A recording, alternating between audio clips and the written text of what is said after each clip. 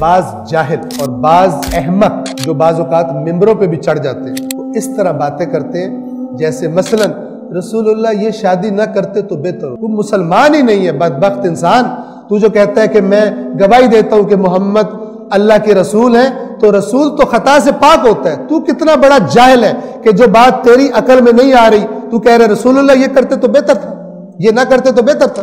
اور اس سے بڑھ کر جاہل وہ ہوتے ہیں جو نیچے بیٹھ کے نعرے مارنا شروع کر دیں۔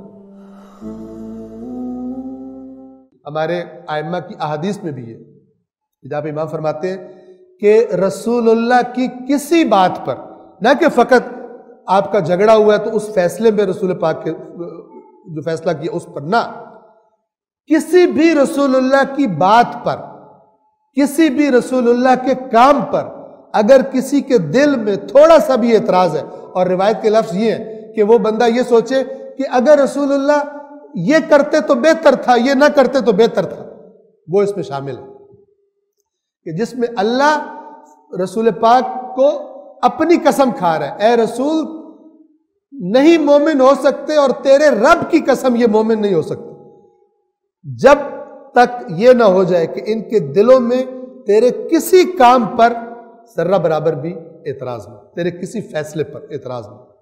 لہذا یہاں پر میں جب بھی یہ آیت آتی ہے میں کہا کرتا ہوں کہ بعض جاہل اور بعض احمق جو بعض اوقات ممبروں پہ بھی چڑھ جاتے ہیں وہ اس طرح باتیں کرتے ہیں جیسے مثلا رسول اللہ یہ شادی نہ کرتے تو بہتر ہوتا۔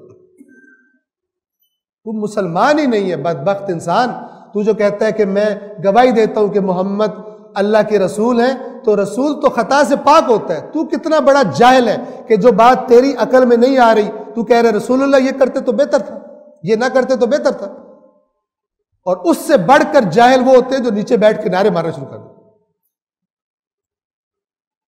جو رسول اللہ کے کسی بات پر، کسی قول پر، کسی فعل پر دل کے اندر بھی اعتراض رکھتا ہے کہ یار یہ نہ کرتے رسول اللہ تو بہتر تھا، اس کا دین ہی خطرے میں ہے۔ مولا علی تو اس کو ملے گی نہیں، جس کا رسول نہیں ہے اس کا کچھ بھی نہیں ہے۔ اسلام توحید کے بعد دوسری چیز کیا ہے؟ رسالت۔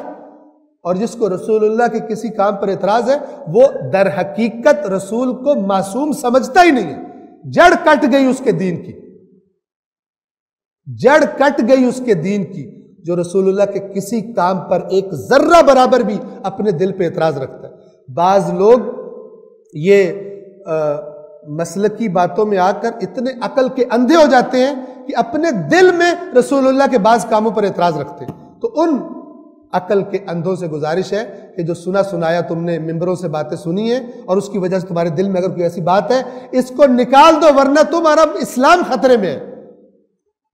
تم رسول اللہ کو معصوم نہیں سمجھتے، اپنے آپ کو رسول پاک سے زیادہ سیاںہ مت سمجھو۔ جب اپنے مسلک کی بات ہوتی ہے تو کہتے ہو وحی کے علاوہ کلام نہیں کرتا، اور جو بات تمہیں سمجھ نہ آئے تم کہتے ہو یہ نہ کرتے تو بہتر ہوتا تھا۔ کہاں گھوم رہے ہو؟ اپنے دین کی حفاظت کرو اور اپنے ایمان کی حفاظت کرو، اور رسول اللہ کی عصمت پر ایمان لاؤ کہ انہوں نے جو کچھ کیا ہے وہ ٹھیک کیا ہے۔ ہاں تمہیں سمجھ نہیں آ رہا اس کو سمجھنے کی کوشش کرو، نہ کہ رسول اللہ کے کسی کام پر اپنے دل کے اندر بھی اعتراض رکھو۔